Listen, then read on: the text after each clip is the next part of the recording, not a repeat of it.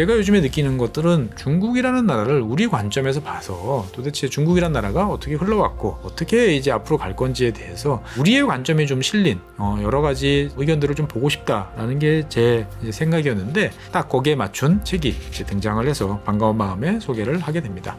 차이나 쇼크, 한국의 선택이라는 제목을 달고 나온 책인데요. 처음에 내가 중국이라는 나라를 어떻게 이해해야지? 어디서부터 중국이 변했을까라고 했을 때 여러 가지 생각할 거리를 던져주고 내가 여기에 대해서부터 좀 더 이해를 해봐야겠다라고 하는 길잡이로 쓰는데 상당히 많은 도움을 줄 것 같습니다.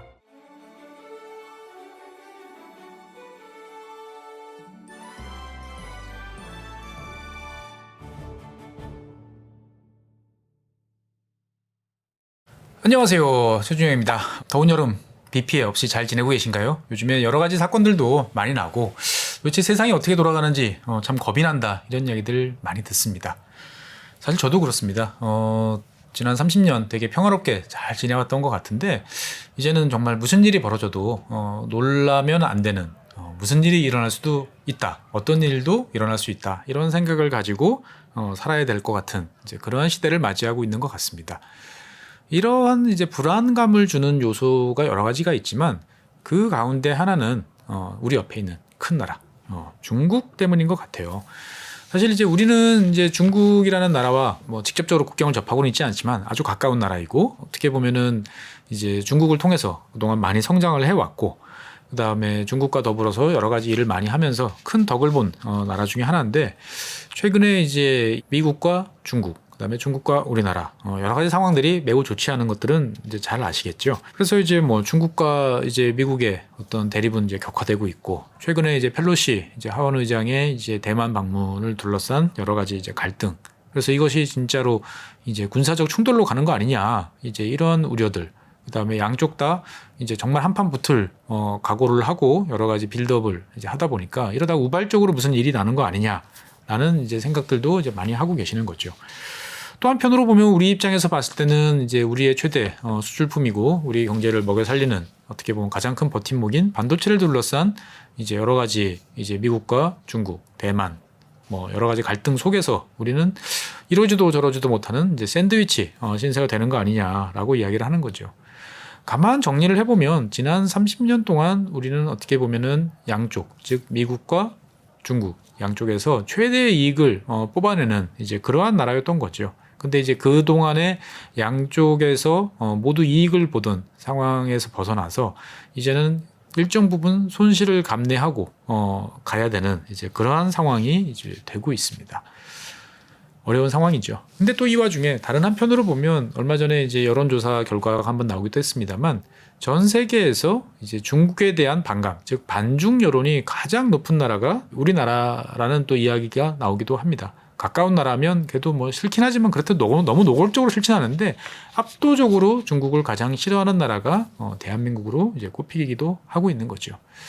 그래서 저는 이제 이러한 모습들을 잘 보면 간간히 이제 궁금해질 때가 있어요. 야, 언제부터 이렇게 됐을까? 예전에는 중국이란 나라는 분명히 기회의 땅이었고 그 다음에 중국과 우리는 여러 가지 힘을 합쳐서 이야기들을 잘 해왔는데 언제부터 중국이 이렇게 바뀌었지? 라고 기억을 더듬어 보면 가물가물해요. 언제부터였을까? 라는 생각이 드는 거죠. 그러다 보니까 이제 최근 들어서 중국에 대해서 나오는 여러 가지 보도, 그 다음에 뭐 평가, 그 다음에 전문가들의 의견 이런 것들을 보면 점점 양극단으로 가는 것 같아요. 그래서 한쪽은 결국 미국은 이제 쇠퇴하고 중국이 세계 최강의 국가로 갈 거다. 즉 중국이 이제 킹왕짱이다라고 하는 이제 이런 의견이 또 하나 있고 또 한편으로 보면 중국은 결국 폭망의 길로 걸어간다. 망할 것이다. 라고 하는 어떻게 보면 지난 40년 동안 반복됐던 정말 지겹지도 않는지 끊임없이 나오는 중국 이 폭망론이 또 이제 대두되고 있는 것이죠 보면. 근데 이 양쪽 의견을 볼 때 저는 되게 마음이 다 좀 불편해요. 그러니까 뭐냐면은 뭐 일부 우리나라에서도 이제 이야기를 하고 있습니다만 상당히 이제 많은 중국에 대한 여러 가지 이야기들이 이제 우리가 아닌 그 다른 나라 사람들 특히 이제 서구의 어떤 관점에서 바라봤을 때 중국에 대한 나라를 어떻게 바라볼 것인지 어떤 상황이 될 것인지에 대한 예측을 우리가 너무 무비판적으로 받아들이고 있는 거 아닌가라는 생각이 들 때가 종종 있습니다. 제가 뭐 가끔 예전에도 말씀드렸지만 중국과 인도 이 두 나라를 보면 중국은 항상 이 서방 국가들 입장에서 봤을 때는 좀 필요 이상으로 많은 비판. 그 다음에 인도 같은 경우는 어떻게 보면 현실보다는 더 긍정적인 눈길을 받는 좀 포지티브한 관점에서 바라보려고 노력하는 양자적 관점이 좀 있는 것 같아요. 그러면은 이제 서구가 아닌 누가 있냐? 그러면 또 일본에서 여러 전문가들이 또 중국을 오랫동안 본 사람들이 또 중국에 대한 여러 가지 이야기들을 하고 있죠. 근데 일본이 이제 바라보는 중국은 또 우리가 바라보는 중국하고 좀 많이 다른 거죠. 그래서 제가 요즘에 느끼는 것들은 이게 좀 중국이라는 나라를 우리 관점에서 봐서 도대체 중국이라는 나라가 어떻게 흘러왔고 어떻게 이제 앞으로 갈 건지에 대해서 좀 우리의 관점이 좀 실린 여러 가지 좀 의견들을 좀 보고 싶다라는 게 제 생각이었는데 딱 거기에 맞춘 책이 이제 등장을 해서 반가운 마음에 소개를 하게 됩니다. 차이나 쇼크, 한국의 선택이라는 제목을 달고 나온 책인데요. 저자분인 이제 한청원 선생님하고는 저하고는 딱 한 번 만났어요. 딱 한 번 만났는데 되게 옛날에 한 번 만났어요. 2014년인가 15년인가. 그 후로는 계속 이제 주로 온라인을 통해서만 이제 보는 사이인데 사실 이분은 되게 이제 독특한 관점이 있으세요. 그러니까 독특하다는 게 뭐냐면은 우리가 보통 이제 이런 책을 뭐 국제관계, 외교 이렇게 쓰면 뭐 저도 그렇지만 대부분 이제 전문가라는 이제 입장을 탈고 나오는 분들이 많아요. 근데 이제 이분 같은 경우는 그냥 생활인이세요. 학자가 이제 아니시라는 거죠. 저자는 이제 중국과의 이제 무역 관련 또는 이제 협력 사업 이런 것들을 통해서 15년 넘게 중국과 어떤 비즈니스 관계를 이제 이어오신 분이에요. 그래서 이제 뭐 디스플레이, 반도체, 뭐 가전, 뭐 전기차 등등 해서 여러 가지 관련된 사업들을 이제 해오신 분이고 다른 한편으로 보면 또 이 부인께서 배우자가 또 이제 중국 분이세요. 중국에서 만나서 또 사랑에 빠져서 결혼한 그리고 이제 현재는 이제 이제 자녀를 이쁜 딸을 이제 키우고 계신 분인데 그러다 보니까 이제 중국을 그동안에 몇 번 갔다 왔냐라고 물어보면 기억이 안 난다. 한 뭐 수백 번 갔다 왔겠죠라고 대답할 만큼의 이제 중국에 대한 나름대로 항상 이제 생업의 대상이기도 하고 긴밀하게 네트워크를 갖고 있기도 하고 다른 한편으로 보면 가정에서도 배우자가 이제 중국 분이시다 보니까 어떻게 보면 또 다른 관점에서 여러 가지 사안을 이제 바라볼 수 있는 거죠. 그래서 그동안에 이제 뭐 블로그라든지 페이스북이라든지 이런 걸 통해서 중국에 대한 여러 가지 되게 심도 있는 평가, 그다음에 나름대로의 분석 이런 것들을 쭉 봐주셨는데 이번에 그런 것들을 묶어서 책을 내주신 것 같아요. 그래서 오늘 한번 이 자리에서 소개를 좀 해보려고 합니다. 그래서 제가 생각했을 때 이 차이나 쇼크 한국의 선택이라는 이 책을 가장 좀 읽어보시면 좋을 분들은 좀 젊은 분들이 보시면 좋을 것 같아요. 그러니까 어떻게 보면은 옛날 중국에 대한 기억이 잘 없는 그런 분들 입장에서 봤을 때는 중국이란 나라가 어떻게 변해왔는지 최근에 2000년 이후 뭐 이런 시절 그리고 뭐 필요할 경우는 그 전으로 거슬러 올라가서 중국이란 나라가 어떤 식으로 변해와서 현재까지 왔는지를 좀 잘 설명을 해주고 있는 책이다 보니까 좀 젊은 분들께서 이제 많이 보시면 좋을 것 같고 아니면 이제 내가 좀 옛날에는 알았는데 잘 기억이 안 나 이런 분들이 이제 한번 전체적인 상황을 큰 틀에서 보기에 좋은 책인 것 같습니다. 그래서 이 책은 이제 크게 네 부분으로 이제 이루어져 있어요. 첫 번째 장은 이제 중국이 어떻게 이제 급속하게 성장을 해왔는지, 그 다음에 중국이 이제 주변 지역에 가하고 있는 위협이라는 것이 어떤 유형으로 나타나고 있는지에 대해서 설명을 해주시고, 그 다음에 이제 2장 같은 경우는 이제 제가 아까 말씀드렸던 2008년 이후부터 본격적인 이제 그 변화 그리고 격변을 어떻게 겪어왔는지. 그 다음에 3장은 주로 이제 시진핑 취임 이후에 중국이 겪고 있는 여러 가지 변화에 대해서 말씀들을 이제 해주고 계세요. 그래서 제가 생각했을 때는 요 2장, 3장이 이 책의 가장 핵심이고 여러분들이 보셨을 때 가장 알짜의 정보를 얻을 수 있는 그런 사항인 것 같습니다. 그리고 4장은 그럼 과연 어떻게 하겠느냐라는 거에 대해서 이제 나름대로 판단하신 여러 가지 정보들을 이제 전달하고 나름대로의 이제 분석을 결과를 제시하는 이제 그러한 상황이라고 보시면 되겠습니다. 그래서 책이 뭐 제가 보통 소개하는 아주 두꺼운 뭐 흔히말하는 벽돌책 이런 책은 아니고요. 잘 넘어갑니다. 그래서 술술술술 읽으면 빨리 보시는 분들은 뭐 한 서너 시간 보통 대부분 분들도 주말 잡으시면 어렵지 않게 그래 맞아 이런 일이 있었지라고 하시면서 보실 수 있는 그러한 책이라고 저는 생각이 듭니다. 그래서 세부적으로 좀 보면 1장 같은 경우는 이제 우리나라 이야기부터 이제 시작을 하고 계세요. 이제 우리나라의 아까 말씀드린 것처럼 반중 세대, 중국에 대해서 되게 거부감이 많은 세대들이 이제 부상을 하고 있다. 그래서 저는 이제 그렇게 이야기를 했죠. 중국에 대한 반감 세력들이 많아지고 있습니다. 중국에 대한 반감이 되게 커지고 있습니다. 끝이었는데 이 한 선생님 같은 경우는 여기에 대해서 그렇게 인식을 하고 계세요. 자, 반중 세대가 많아진다는 것들은 중국에 대해서 우리가 기존에 기성세대가 가지고 있던 과거 20년, 30년 동안 갖고 있던 중국에 대한 인식이 바뀌는 거다. 그러면 결국은 중국에 대한 인식이 바뀌면 우리의 대응도 바뀌어야 되는 어떠한 그러한 관점이 새롭게 변화하는 시점이 지금이다라고 이제 생각을 하시는 거죠. 그러면서 이제 이 책에서는 중국과의 황금 시절은 이제 끝났다라고 이제 선언을 하고 있습니다. 즉 지난 80년 부터 이제 80년대부터 중국이 개혁 개방을 추진하면서 대한민국이라는 나라와 중국이라는 두 나라가 서로 이제 상호 협력을 하면서 어떻게 보면은 쭉 좋은 길을 걸어왔는데 이제 그러한 좋은 시절은 확실히 끝났다라고 이야기를 이제 하고 있습니다. 그러면서 이제 언제부터가 그러면 이런 문제가 생기기 시작을 했느냐에 대해서 여러 가지 이제 설들이 있지만 이 저자께서는 2013년 시진핑 주석의 취임 그리고 2016년 사드 사태가 한중 관계를 이제 돌아오지 못하는 다리를 건너는 그런 변곡점이다라고 이제 판단을 이제 하고 있습니다.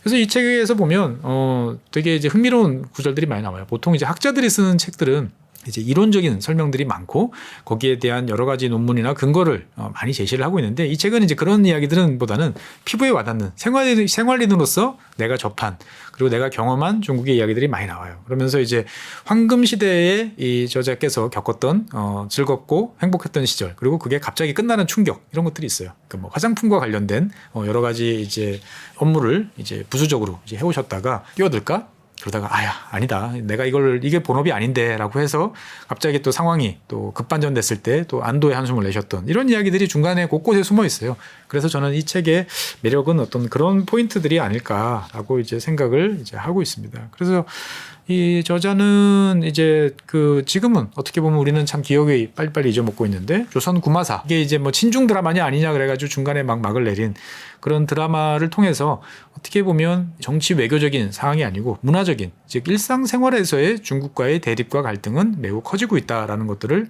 실감나게 설명을 이제 하고 있습니다. 역사적으로 봤을 때 과거 뭐 생각구 열도 이런 걸 통해서 반일 감정이 폭발했을 때 그게 어떻게 보면은 다음 차례가 우리일 거라고 예상했던 사람들은 거의 없었다라는 회고담도 해주고 있습니다.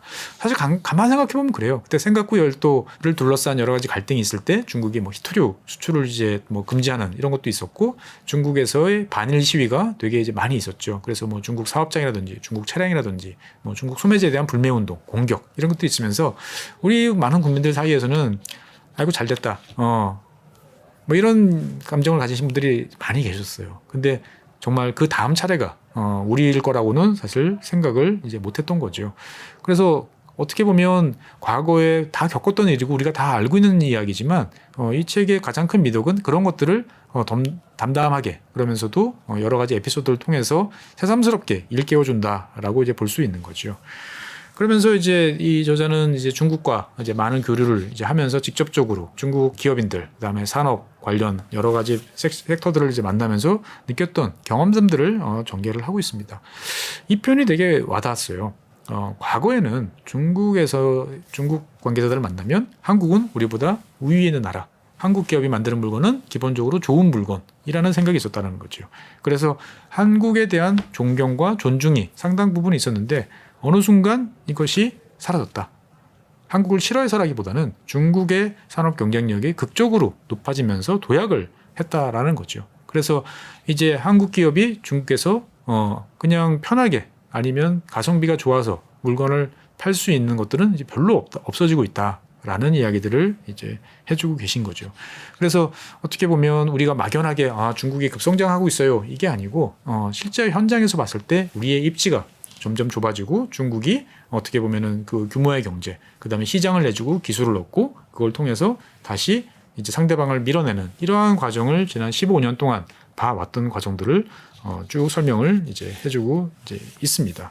그러면서 이제 불과 몇 년 전에 일어났지만 지금은 벌써 잊혀지고 있는 뭐 이제 마윈 사태, 뭐 공동 부유론 이런 것들이 왜 나왔냐라는 거에 대한 이제 설명을 이제 해주시는데 사실 저는 이제 이러한 설명들이 되게 와닿았어요. 그러니까 뭐냐면 어떻게 보면 뭐 뒤에서 다시 말씀드리겠지만 시진핑 주석이라는 사람이 가지고 있는 독특한 가치관에 대해서 나름대로 이제 어떻게 보면은 되게 큰 틀에서 이제 분석을 시도한다라는 거죠. 즉 현재 시진핑 주석 체제 하에서 중국이 보이고 있는 모습은 과거 등소평, 개혁 개방을 주도했던 등소평이 주장했던 이제 선부론, 누구든지 먼저 부자가 되라. 그러면 그 부자의 뒤를 따라서 사회가 발전하고 여러 가지 변화가 발생할 것이다. 라는 거에 대한 어떻게 보면 반대, 뭐 어려운 말로 하면 안티테제의 성격을 가지고 있다라고 이야기를 이제 하는 거죠.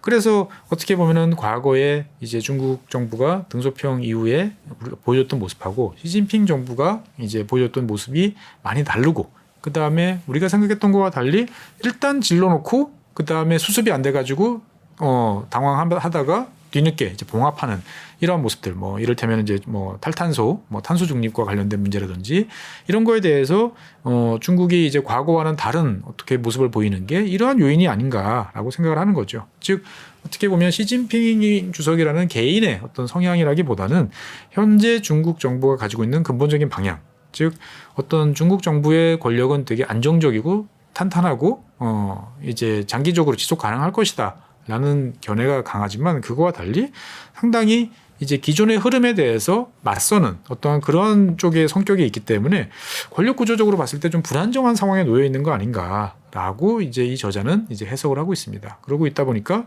거기에 대해서 과도할 정도로 어떻게 보면 필요 이상으로 대만에 대해서 집착을 한다. 즉 대만에 대한 집착은 어떻게 보면 중국이 그동안에 끊임없이 이야기하는 치욕의 역사를 끝내고 서세 그 동점의 시대를 끝내는 어떻게 보면 하나의 역사적인 전환점으로서 대만 통일, 그 중국의 통일을 이제 이야기를 하는데 그것들이 결국은 이제 시진핑이 이제 내걸고 있는 모습 아니겠는가라고 이야기를 하는 거죠.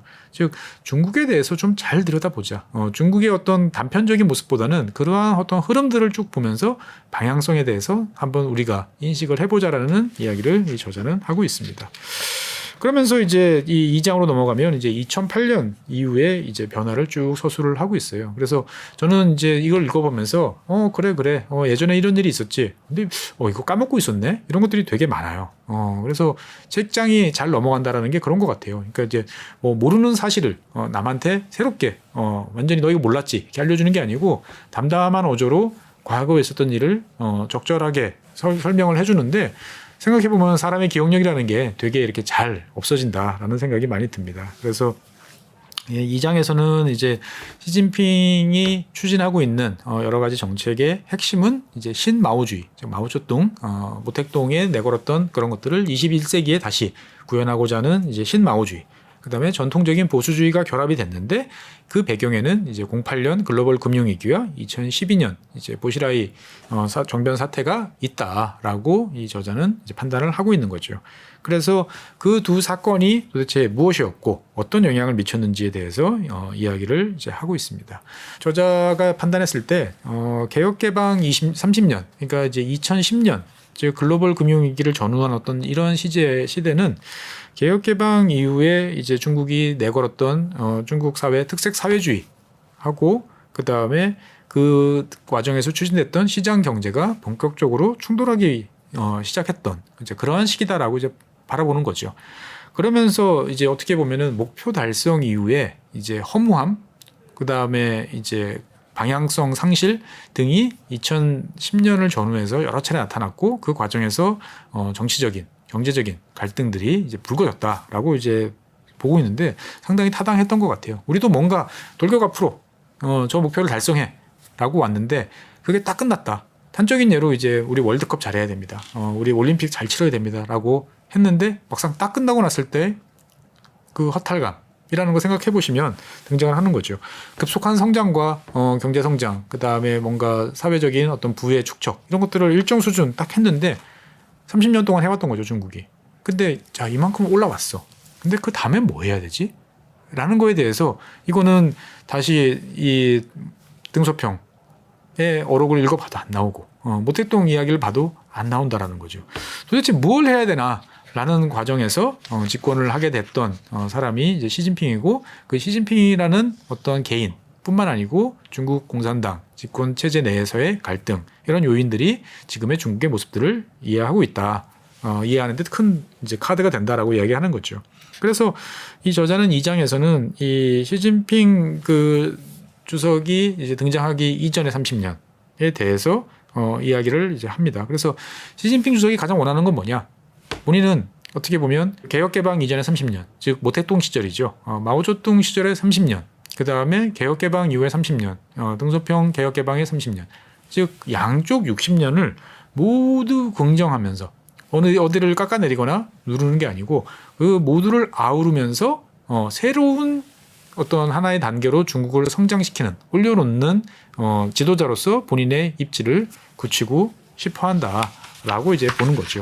그렇기 때문에 우리가 봤을 때 보면 시진핑 주석이나 지금 현재 중국이 보여주고 있는 모습이 야, 이거 모택동 시절로 돌아가려고 하는 거 아니야? 등소평의 어떤 개혁개방 정책을 부정하나? 라는 입장에 대해서 그건 아니다 라는 거죠. 즉 어떻게 보면 우리는 모택동, 등소평, 양 지도자가 추구했던 그 노선은 완전히 상반된 노선을 생각하는데 시진핑은 그렇지 않다. 이 두 개를 하나로 모아서 새로운 질서, 새로운 구조를 만들고 싶어 한다. 근데 그것이 쉽지 않기 때문에 여러 가지 갈등이 이제 발생하고 있다라고 이야기를 하면서 이제 개혁 개방 이후에 이제 08년 글로벌 금융 위기까지의 여러 가지 중국 사회 변화의 양상들을 아주 속도감 있게 잘 설명을 해주고 있습니다. 사실 이 파트 같은 경우는 아까 말씀드린 것처럼 젊은 분들한테 중국의 과거가 잘 기억이 안 나시는 분들, 모르시던 분들한테는 큰 도움이 될 것 같아요. 그리고 이제 많은 음모론을 양산했던 중국의 이제 그 권력 핵심 내부에 있었던 뭐 쿠데타 음모라고까지 이야기하는 이제 보시라이 사태에 대해서도 왜 중요한지에 대해서 이야기를 이제 하고 있는 거죠. 그래서 보면 뭐 이 2장에서 저자가 주장하는 건 그거예요. 우리가 이제 고등학교 철학 시간에 배웠던 뭐 정반합에 있는 거죠. 태제가 있고 안티태제가 있으면 여기에 대해서 새로운 것들이 등장을 하는 제3의 길이 이제 등장을 하게 되는데 지금 시진핑 주석 같은 경우는 이제 그런 것들을 이제 추구하고 있다. 즉 정반합에 따라서 본인은 합에 해당하는, 즉 뭐 한자로 하면 중용의 시대에 이제 서 있는 지도자라고 스스로를 생각을 하고 시진핑 주석과 그다음에 현재 중국 공산당은 동승서강, 즉 동양이 올라가고 서양은 내려가는 시대에 들어와 있다라고 확신을 한다라고 저자는 평가를 하고 있는 거죠. 근데 문제는 중국이 과연 동승서강이라는 것들을 이뤄내고 그거에 대한 어떤 여러 가지 결과물들을 향유할 수 있을 것이냐, 거기에 대해서 시간이 있을 것이냐에 대해서 특히 시간이 없다라는 쪽에 저자는 좀 중점을 이제 두고 있습니다. 그래서 제3장에서는 중국에 대해서 많이 제기되고 있는 여러 가지 위기론, 그다음에 중국이 끝없이 성장할 수 있을 것 같지만 그렇지 않다라는 것들에 대해서 본인의 경험을 담아서 여러 가지 이야기들을 이제 해주고 있는 거죠. 그래서 뭐 중국의 뭐 양극화, 그다음에 고령화, 인구 감소, 그다음에 지역 간 격차 등등에 대해서 여러 가지 이슈에 대해서 핵심적으로 잘 설명을 이제 해주고 있고, 이러한 문제를 해결하기 위해서 등장하고 있는 극단적인 조치들이 왜 나왔는지에 대해서도 이해를 해준 거죠. 즉 우리가 봤을 때 중국 정부가 왜 저러지? 제정신이야? 라고 했을 때 거기에 합당한 나름대로의 다 이유가 있다. 그리고 그 문제를 극복하기 위해서 중국 정부가 이러한 조치를 취했다라는 이야기들을 이제 해주면서 최근에 이슈가 되고 있는 이제 중국 뭐 부동산 업체, 그다음에 지방 정부의 이제 부채에 대해서도 여러 가지 설명들을 이제 덧붙이고 이제 계시는 거죠. 그래서 저는 이제 이 책의 3장 같은 경우는 우리가 흔히 말해서 중국이 앞으로 결국은 잘 될 거야. 중국에 대한 무조건 긍정에 대한 논리를 좀 극복하는 데 있어서 도움이 될 수 있는 여러 가지 이야기들을 많이 해주고 있다라고 저는 생각을 합니다. 서양에서도 이제 서양 학자들 중에서도 이런 이야기를 해요.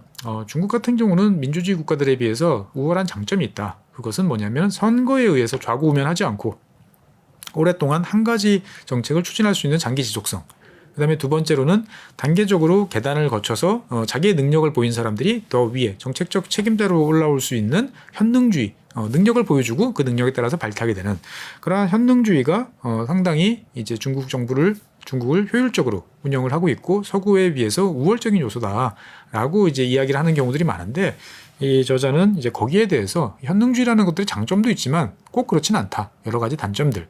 결국은 인치 아니겠느냐. 사람, 법이나 제도가 아닌 사람에 의해서 다스린다는 것들은 여러 가지 그만큼의 리스크가 있다. 중국이 그런 인류 역사상 나타나는 그 인치에 따른 이제 리스크, 중국을 피해갈 수 있을 만큼의 예외적인 존재인가라고 보면 그렇지 않은 것 같다라는 이야기를 이제 하고 있습니다. 그러면서 이제 중국 정부가 이제 내걸었다가 최근 들어서 약간 이제 후퇴하고 있는 중국 제조 2025 뭐 이런 정책들의 어떤 여러 가지 난맥상, 그다음에 한계 이런 것들을 이제 소개를 하면서 이제 뭐 반도체 업계라든지 등등에 대해서 중국 정부가 최근 많은 공을 쏟는데 정부에 대해서도 이제 중국 현지의 여러 가지 이야기들을 이제 해주고 계시는 거죠. 그래서 이 제3장을 통해서 이 저자는 중국인들은 그러면 시진핑 주석에 대해서 어떻게 생각하는가라는 우리가 갖고 있는 궁금증에 대해서 100%는 아니지만 일정 부분 답을 제시를 해줍니다. 그래서 중국 국민들, 일반적인 국민들은 시진핑 주석에 대한 나름대로는 지지를 하고 있습니다만 그것들은 이제 조건부다. 뭔가 앞으로 조만간 당신이 뭘 보여줘야 된다. 그렇지 않으면 당신은 이제 모택동이나 등소평과 같은 그러한 누가 봐도 인정할 만한 지도자로서는 자격이 없다라고 생각하는 거 아닌가라고 보는 거죠. 그래서 이러한 노선을 둘러싼 여러 가지 이제 균열이 발생을 하고 있고, 그래서 이 문제를 돌파를 하려면 결국 뭔가를 보여줘야 되잖아요. 그래서 그 뭔가를 보여주려고 노력을 한다는 것들은 결국 대만 문제로 귀결이 될 수밖에 없고, 그 시점은 올해부터 한 2027년까지, 길게 보면 한 2030년까지의 이 시기가 어떻게 보면은 동아시아 지역에 많은 위기 요소로 작용하지 않겠는가라고 이야기를 하고 있습니다.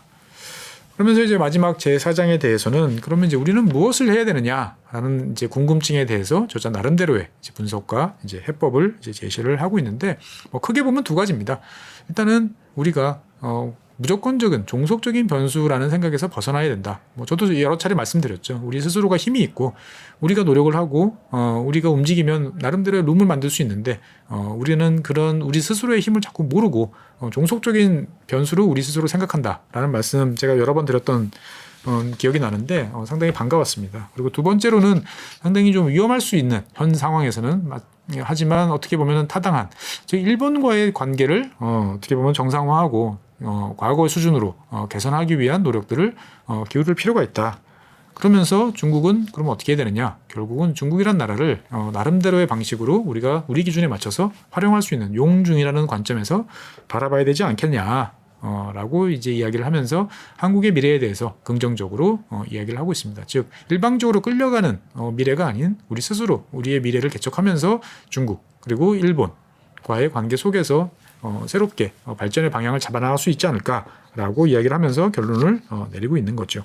그래서 전체적으로 보면 중국에 대한 상당히 개설서라고 생각이 되어져요. 그래서 아까도 말씀드렸다시피 젊은 세대, 80년대 중반 이후 출생자분들에 대해서는 상당히 중국의 큰 모습들을 빠르게 이해할 수 있는 좋은 책이라고 생각이 되어지고, 그 다음에 이제 복잡한 이론이라든지 논리의 전개 이런 것들은 다 뛰어넘고 바로 핵심적인 사람들이 궁금해하는 논지로 뛰어들어갔다.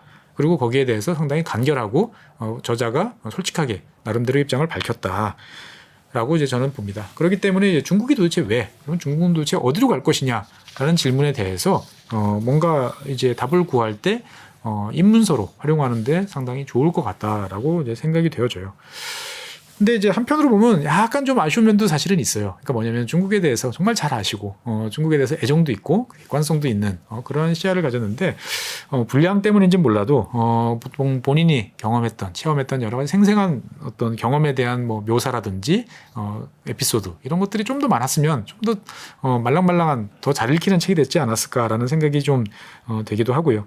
다른 한편으로 보면은 마지막 제4장에 있어서 조금 더 하실 말씀이 더 있었던 것 같은데 빠르게 마무리를 짓는 좀 이런 느낌도 사실 좀 있었어요. 그리고 어떻게 보면 사실은 그런 것 같아요. 우리가 야구로 따지면 투수한테 선발 투수가 따로 있고 마무리 투수가 따로 있잖아요. 한 사람한테 어떤 현상에 대한 이해, 설명 이런 걸 잘하는 분이 대안이라든지 앞으로 어떻게 될 것이냐 예측까지 잘하면 좋겠지만 그런 것들을 모두 다 잘할 수는 없지 않겠나라는 생각이 좀 들더라고요. 그래서 이 책은 어떻게 흘러왔는지 그 다음에 그 속에서 어떤 모습이 나타나고 있는지를 상당히 한국인의 관점에서 봤을 때 잘 설명을 이제 하고 있는 책이기 때문에 어떤 이런 대안 제시에 대해서는 일정 부분 조금 한계가 있지 않나라는 것들을 좀 염두에 두고 봐주시면 좋겠다라는 말씀을 드리고 싶습니다. 그래도 어쨌든 간에 저는 전체적으로 봤을 때 우리의 미래에 대해서 큰 영향을 행사할 수밖에 없고 앞으로 우리와 여러 가지 관계를 맺으면서 복잡다단한 미래를 만들어 나갈 중국이라는 나라에 대해서 어떻게 바라봐야 될 것이냐 라는 관점을 미국도 아니고 일본도 아니고 중국도 아닌 우리 스스로의 눈에서 중국이라는 나라를 바라보는 이러한 책들이 좀 더 많이 나와줬으면 좋겠다라는 생각이 좀 듭니다. 그래서 중국은 망할 것이다. 중국은 결국 세계를 지배하는 나라가 될 것이다. 이런 거 말고 음모론 이런 거 말고요. 정말로 좀 담담하지만 사실 생각해보면 중국에 엄청나게 많은 한국 분들이 가서 비즈니스도 하고 생활도 하고 교류가 있지 않습니까? 그래서 이런 분들의 어떻게 보면은 눈높이에서 담은 솔직 담백한 이야기들이 좀 많이 나왔으면 좋겠어요.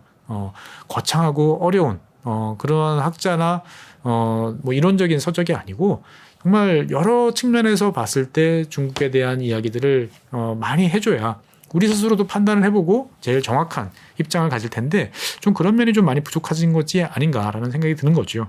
그래서 과도한 사실은 반중 심리도 상당히 위험하죠. 이해는 할 때가 많아요. 저도 아들 키우고 있는 입장에서 봤을 때 옆에서 게임하고 있는 걸 이렇게 보다 보면 그래 중국 친구들이 이제 서버에 난입해서 벌이고 있는 행태를 보고 있으면 분노할 수밖에 없죠. 근데 이제 그렇다고 해서 그게 또 모든 것들을 또 다 이렇게 X표를 치는 또 그러한 일로 가면 또 곤란하게 하지 않겠습니까? 그리고 또 다른 한편으로 보면은 미국이 싫은 만큼 중국을 또 그거에 맞서는 그래서 대안적인 세력 미래는 중국이다라고 또 무조건 또 몰아가는 거 역시 또 상당히 또 불편할 수 있는 거죠. 그래서 그 사이 어디쯤에서 우리의 관점, 우리의 미래를 어떻게 바라볼 것인가에 대한 그런 관점이 많이 필요한데 이 책은 이제 그러한 관점을 잡는 입문서로서 처음에 내가 중국이란 나라를 어떻게 이해해야지? 어디서부터 중국이 변했을까라고 했을 때 여러 가지 생각할 거리를 던져주고 내가 여기에 대해서부터 좀 더 이해를 해봐야겠다라고 하는 길잡이로 쓰는데 상당히 많은 도움을 줄 것 같습니다. 그래서 어떻게 보면 요즘에 가장 큰 이슈가 되고 있는 중국에 대한 많은 책들이 있지만 여러 가지 상황들을 한 권의 짧은 내용을 통해서 잘 소화해주고 있는 차이나 쇼크, 한국의 선택이라는 책들은 한번 여름철 여러분들께서 부담 없이 한번 읽어보고 여러 가지를 고민해보면 좋지 않을까 싶어서 오늘 이 자리에 소개를 하게 되었습니다. 그래서 여러분들도 한번 읽어보시고 중국이란 나라, 그 다음에 중국과 한국의 미래는 어떻게 될지에 대해서 고민해보시면 그 다음에 거창하게 국가 전략, 미래 이런 것뿐만 아니고 당장 나의 투자, 내가 관련하고 있는 섹터의 미래 등등에 대해서도 생각에 꼬리를 물고 여러 가지를 판단할 수 있는 좋은 기회를 제공해 줄 수 있을 것 같습니다. 차이나 쇼크 한국의 선택에 대한 소개는 여기까지 하고요. 다음 달에는 새로운 책으로 여러분들과 함께 만나뵐 수 있도록 하겠습니다. 네, 시청해주신 여러분 대단히 감사합니다. 안녕하세요, 최준영입니다. 많은 분들께서 지구본 연구소에 보내주시는 사랑 항상 감사하고 고맙게 받고 있습니다. 여러분들께서 좋아해 주시는 만큼 저도 즐거워야 되는데 사실 제 마음속에는 항상 고민이 하나 있었습니다. 단순한 지식이 아니고 어떻게 하면 지혜를 잘 쌓는 방법을 여러분들과 함께 할 수 있을까, 이런 고민 끝에 부족하지만 제 나름의 해답을 위즈덤 칼리지에 담았습니다. 개별적 지식을 하나 둘씩 연결해서 지혜를 축적해가는 시간, 조금이라도 더 많은 분들과 나누고 싶습니다. 꼭 함께 해주세요. 감사합니다.